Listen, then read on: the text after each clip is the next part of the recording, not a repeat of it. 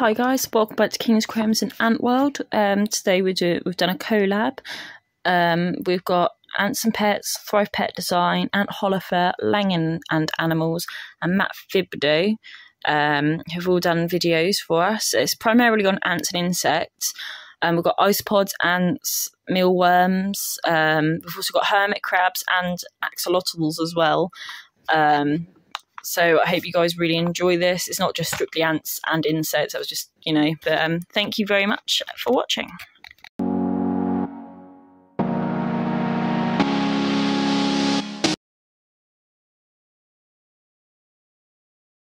These are my red harvester ants. They have 12 workers. And these are my Lacey's Niger. They have 16 workers. And here are my two unknown queens. And here are my isopods. Let's open them up. These are dairy cow isopods. They look pretty cool. That's why I got them. Have a little plant growing in here. Have some leaf litter, and here's just some purple lettuce that I fed them. I made these little tunnel things out of cardboard and Gorilla Acrylate super glue, which is non-toxic. You just smear it all over, then sprinkle cocoa fiber on it. The substrate is cocoa fiber and it's a mixture of cocoa fiber, orchid bark, and some organic potting soil. And that's all for this one. Let's move on to my mealworms. Here I have my mealworms in a critter carrier. The substrate is oats. They can eat the oats, although I also have to feed them either fruit or a vegetable which has some sort of water in it, so they can still stay hydrated. I just fed them a banana here recently. Here you can see a mealworm burrowing, and that is it for the mealworms. I will be getting a spider soon, a jumping spider, so I made this little enclosure for it. I have some sticks and a little water dish right here. This will slide. I have some plexiglass that will slide closed, and I have a magnet glued on here and on the lid, and it will latch it closed. So that is the setup for my jumping spider that I will be getting this spring.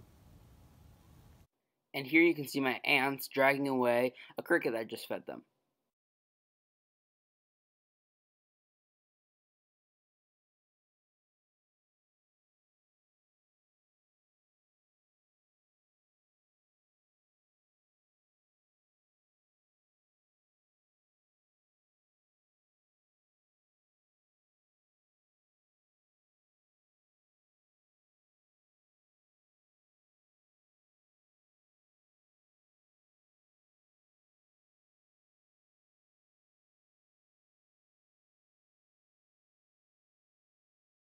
And here's a clip of my mealworms eating.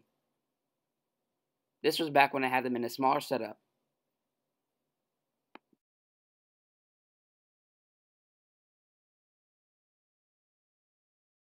And here's a colony of mine that has recently passed away.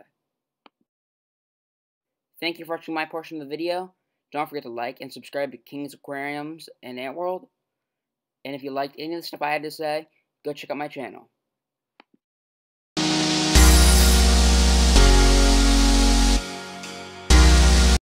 Hello everyone, my name is Thrive Pet Design, and today I'm going to be talking a bit about isopods and where their region affects some of their husbandry. While this isn't true for all isopods, it's really cool because they are such a unique species that can be seen pretty much in lots of different continents and countries around the world, and their unique variations is really, I think, what makes them so fascinating to own as a keeper, because you want to not to collect all of the species, but you really want to see those unique differences with all of them. And there's definitely something unique about size and color in each and every single one that just makes them so unique. So I'm going to go through some of the species that I have. I have Persellio prunosus, Armadillidium vulgare, St. Lucia. I have Armadillidium maculanum, Armadillidium gestere, and then I have Armadillidium klugi. And so These are all the scientific names for my species, and I kind of want to go through and talk about how unique they are, seeing them in different places of the world. Isopods are a type of crustacean, so basically that means they breathe through gills. They're actually closer related to lobsters and shrimp than they are to other types of insects. So because of this, they're typically found in like leaf litter, places that really hold humidity, dark places are really where they enjoy. They break down waste, they eat old leaves and wood, so that's the main part of their diet for most of them. So a lot of them, like Procellia prunosus, Armadillium vulgare, and my zebra isopods, those would all be found in Europe, and some of them also in northern Asia, like the zebra isopods, Armadillium maculatum, are found in northern Asia. And it's really interesting to see that so many of them overlap in areas, and trying to figure out how you can imitate that in their enclosure and emulate it so that way they can be as healthy as possible. I think one of my favorite examples of the impact on location for isopod husbandry is rubber ducky isopods. They are super cute, they are very expensive, they're a very unique species. They are found in caves of Thailand, and they love eating moss and limestone, and it's interesting seeing how the natural rain impacts these super unique crustaceans, because you actually should have limestone mixed into their substrate to make sure that they are as healthy and nutritionally balanced, and just like as naturally emulating like what they're used to. And it's just so interesting to me seeing how some species can go with or without these things, and you know how we don't need to do that for powder orange isopods because they don't live in the caves of Thailand. But it's so interesting seeing how they've all evolved to be so different and so unique, and that was why I wanted to talk about isopods and how their location affects their husbandry, what they need, their health, their colors. It's just so interesting and so unique to me, and that's why I really like isopods, because it's so fun getting to learn how everything impacts these little creatures. Thank you so much for listening. Have a great day.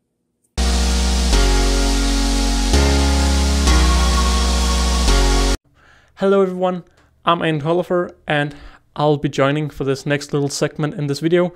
Now, I have a YouTube channel, of course, with around 500 subscribers at the time of recording, and I mainly just focus a lot on my ant colonies.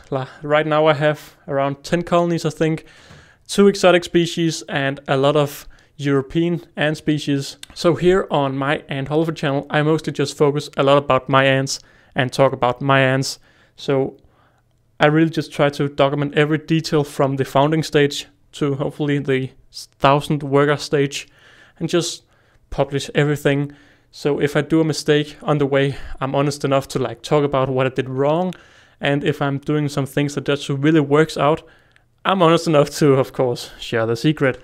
But else, if we don't look at my ant colonies, I do a little bit of DIY here and there, and I'm unboxing a few things here and there, and I'm also running a podcast called The Colonials Antcast, where I am one of the 4 main hosts, and that is pretty much what I do as Ant Holleufer. Like I said before, my main focus is just my ants, and now I'll talk a little bit about which ants I have. So currently I have around 10 colonies. I have a few Lasius niger colonies, and I'm doing a little Lasius niger experiment where I'm putting multiple queens together.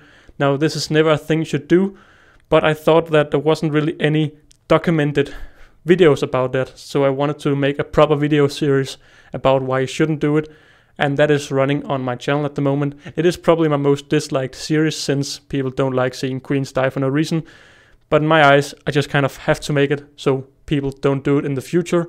So if you search on Google 2 Lasius niger queens, my video will pop up where I say don't do it, and that didn't happen before.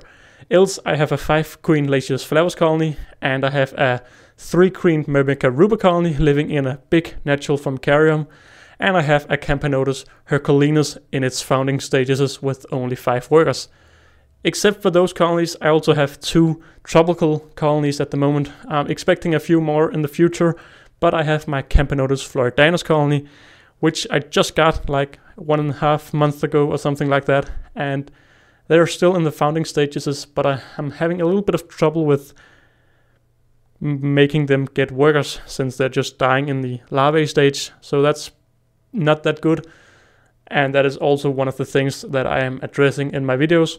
And my last colony that I currently own is my Novomessa coccarelli colony, which I just unboxed last month, and my first video just went out like 1 week ago or something like that.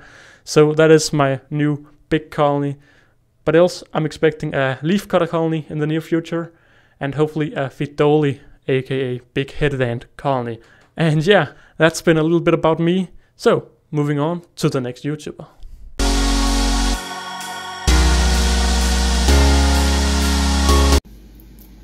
Hi, Langen here, and I am with my hermit crabs. And this is for King's Aquarium and Ant World. They are a lovely channel. I love Arnold and Safi. Safi, am I saying your name right? I'm so sorry if I'm not. I'm Midwestern American and dyslexic, and I'm bad at pronouncing things. I hope I'm saying that right. Safi, tell me what's wrong. Anyway, these are my hermit crabs. I have two. They are in a mix of about 4 parts sand, 1 part eco-earth. They're omnivores, so they have some of their hermit crab food and also some mixed greens there tonight. I feed them something different every day. And they're really neat. My channel is all about animals, mostly fish, in particular goldfish. I do a lot of rescue and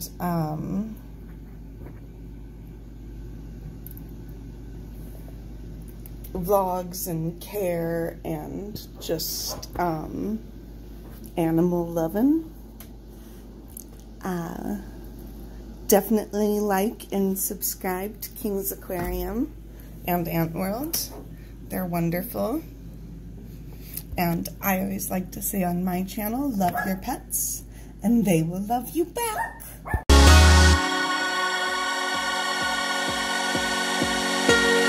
Hey everyone, my name is Matt Thibodeau, and I'm an animal hobbyist here on YouTube, where I focus on keeping, rehabilitating, and also educating people on all different types of animals. Today, however, I was asked to come on here to talk about one of my personal favorite animals to keep, and that is axolotls. So for time purposes, I am only going to be talking about 5 different topics today when it pertains to keeping axolotls, and if you want to learn anything else, you can visit my channel where I go much more in-depth about axolotls and stuff like that. So the first thing that I wanted to discuss today, and arguably one of the most important, well actually it's all kind of important, but something that is important, is tank size. Now tank size is important because that's going to ultimately determine how good your water quality is, it's going to determine how active your axolotl is, and it does affect a lot of different aspects. Now axolotls do spend a lot of their time lounging on the bottom of tanks. They like to be on the ground, so that makes having horizontal space very, very important. You're not going to want a tank that's very tall, but you're going to want a tank that's very wide. So length is definitely something that is very important, and also height is something that is important as well, making sure that they have enough depth to swim around in, because you will notice that they do like to swim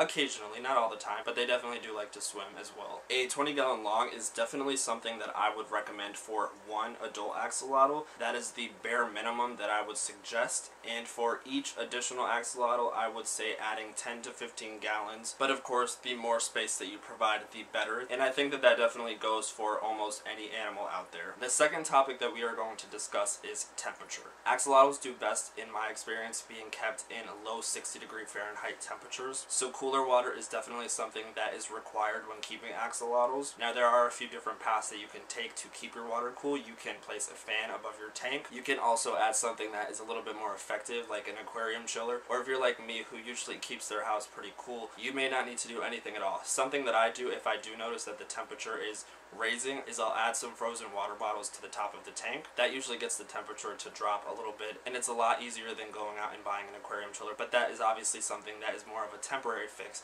than a permanent fix. Now number 3 is going to be diet. Axolotls are carnivores, so meat is something that is very important to their diet. They need it. As babies, you can feed them frozen brine shrimp and frozen bloodworms. I recommend feeding babies daily and at least once a day. If you want to try feeding twice a day, just feed them as much as they'll eat. And when they do mature and get older, you can move toward live worms such as red wigglers earthworms, and night crawlers. I typically only feed about 3 worms every other day. I do know people that feed every day, but for me and my axolotls, they only typically tend to eat every other day. And then adding variety to their diet, sometimes I will offer them axolotl pellets, sometimes I'll offer them grub pies, sometimes I'll even offer them the occasional frozen bloodworms. But as a staple diet, I do feed them mainly live worms, like I said, red wigglers, earthworms, and night crawlers. Now number 4 is going to be lighting. Axolotls, contrary to what a lot of people may say, do not need tank lights. In fact, most axolotls actually prefer to have no light in their tank at all. So for that reason, aquarium lights are definitely not something that is recommended. I do have my aquarium lights on when I'm filming, but when I'm not filming, they are only getting light in that tank by way of the window, which is right next to me, and that is typically enough light to keep the plants alive in there and to ultimately make them feel comfortable. I've noticed that they definitely are much more active when the lights are off and when it's a lot more dim in the room. And then lastly, we are going to be talking about tank mates. Now, if you are interested in keeping an axolotl and you want to add tank mates to the tank, that is a big no.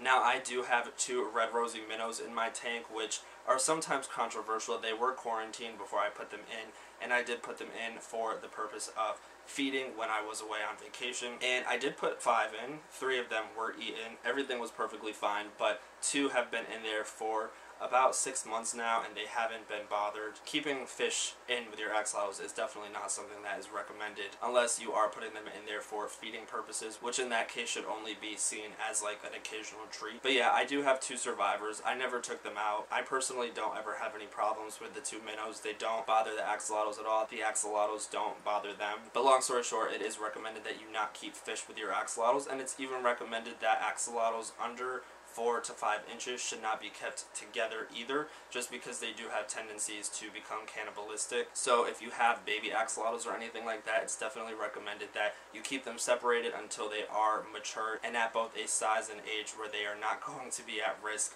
of being eaten by another axolotl. If you guys are interested in learning any further information about axolotls, like I said, you can visit my channel, youtube.com/MattThibodeau, where I talk about them at least once a month, amongst many other animals that I do own. Thank you, King's Aquarium, for having me, and thank you guys for watching.